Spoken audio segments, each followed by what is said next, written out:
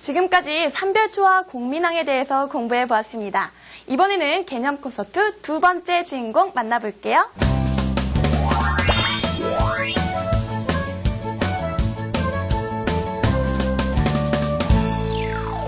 고려 말 중국에서는 원나라가 멸망하고 명나라가 들어섰습니다. 명나라는 처음에는 고려와 좋은 관계를 유지했지만 시간이 흐른 뒤에 명나라는 공민왕이 차지했던 철령 이북의 땅을 돌려달라고 고려에 요구해왔습니다. 이때 높은 관직을 차지하고 있었던 채영은 명나라의 요구를 거절하고 오히려 명나라가 차지하고 있는 요동을 정벌해야 한다고 주장했어요. 채영의 명을 받은 이성계는 요동을 정벌하기 위해 떠나는데요.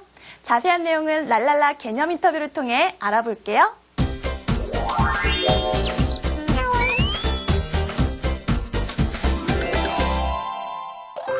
원나라가 멸망시킨 명나라가 고려의 공민왕이 회복했던 철령 북쪽의 고려 땅을 돌려달라고 요구해왔습니다. 이에 대해 고려의 최영은 명나라의 요구를 거절해야 하며 오히려 명이 차지하고 있는 요동 지역이 원래 고려의 땅이었다며 요동을 정벌해야 한다고 주장했습니다. 결국 최영의 명을 받은 이성계는 5만 명의 군사를 이끌고 요동을 정벌하기 위해 떠났습니다. 하지만 압록강의 위화도까지 간 이성계는 다음과 같은 생각으로 최영의 명을 따르지 않았습니다. 이성계는 크게 4가지 이유를 들어 요동정벌을 반대하였습니다. 우선 그는 작은 나라인 고려가 큰 나라인 명나라를 치는 것은 불가능하다고 생각했습니다. 또 농사가 바쁜 여름철에는 전쟁에 참여할 수 있는 군사를 동원할 수 없고 명나라와 싸우는 동안 왜구가 또다시 쳐들어올 것이라 생각했습니다. 그리고 장마철에는 덥고 습해서 활의 악효가 풀어지고 전염병이 유행할 것이기 때문에 전쟁을 할 수 없다고 주장했습니다. 결국 이성계는 미화도에서 군사를 돌려 개경으로 돌아왔고 최영을 귀양 보낸 후 실질적인 권력을 잡았습니다. 이렇게 1388년 요동을 정벌하기 위해 떠났던 이성계가 위화도에서 군사를 돌려서 개경을 점령한 사건을 위화도 회군이라고 합니다.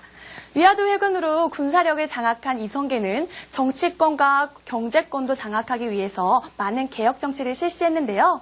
당시 고려에는 새로운 나라를 세워야 한다고 주장하는 신진사대부 세력이 있었습니다. 이성계는 이 신진사대부 세력들과 함께 개혁을 실시하고 나라를 세웠습니다. 그 과정을 지금 개콘의 연관 검색어를 통해서 알아볼게요. 조선 건국의 연관 검색어 함께 클릭해볼까요? 이성계는 위화도 회군으로 군사력을 갖춘 후 정도전, 조준 등의 신진사대부 세력과 함께 각종 개혁을 실시했습니다. 성리학을 공부한 신진사대부들은 새로운 세상을 만들기 위해 이성계를 도와 친원파 세력이 만든 각종 제도들을 바꾸어 나가기 시작했습니다. 특히 신진사대부들은 친원파인 권문세족들이 차지한 농장을 빼앗아 토지 제도를 개선하려고 했습니다. 그들은 1391년 권문세족이 차지한 농장을 몰수하여 신진사대부들이 다시 나누어 가지는 과전법을 실시했습니다. 과전법은 관리에게 주는 토지를 경기도 토지로만 제한하기 때문에 경기도 이외의 지역에서는 관리가 아닌 왕에게 세금을 내야 했습니다. 이에 따라 왕의 경제적 기반은 더욱 탄탄해졌고 권문세족은 점점 몰락해 갔습니다. 나라를 개혁해가는 과정에서 신진사대부들의 의견은 둘로 나뉘었습니다. 정몽주와 길제와 같은 온건파는 잘못된 제도를 고쳐서 고려 사회를 유지하려고 했지만 정도전, 조준 등의 급진파는 고려를 무너뜨리고 새로운 나라를 세워야 한다고 주장했습니다. 아버지 이성계를 왕으로 만들 계획을 가지고 있었던 이방원은 온건파였던 정몽주를 설득하려고 했지만 실패했습니다. 결국 정몽주는 선주교에서 죽임을 당했습니다. 1392년 이성계와 신진사대부들은 새로운 나라를 세우고 나라 이름을 조선이라고 했습니다.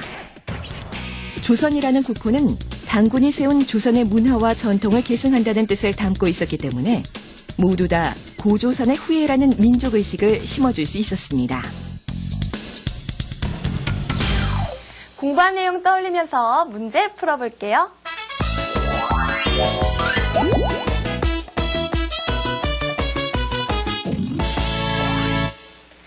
명나라가 차지한 요동 지역을 찾으러 떠난 이성계가 위화도에서 회군한 이유에 해당하지 않는 것은 어느 것입니까? 1번, 농번기에 군사를 동원하는 것은 무리이므로. 맞아요.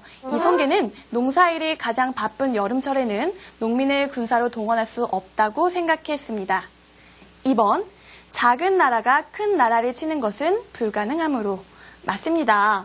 원나라의 뒤를 이어 등장한 명나라는 나라가 세워진 지는 얼마 안 되었어도 조선보다 큰 나라였기 때문에 이성계는 전쟁을 할 수 없다고 생각했습니다.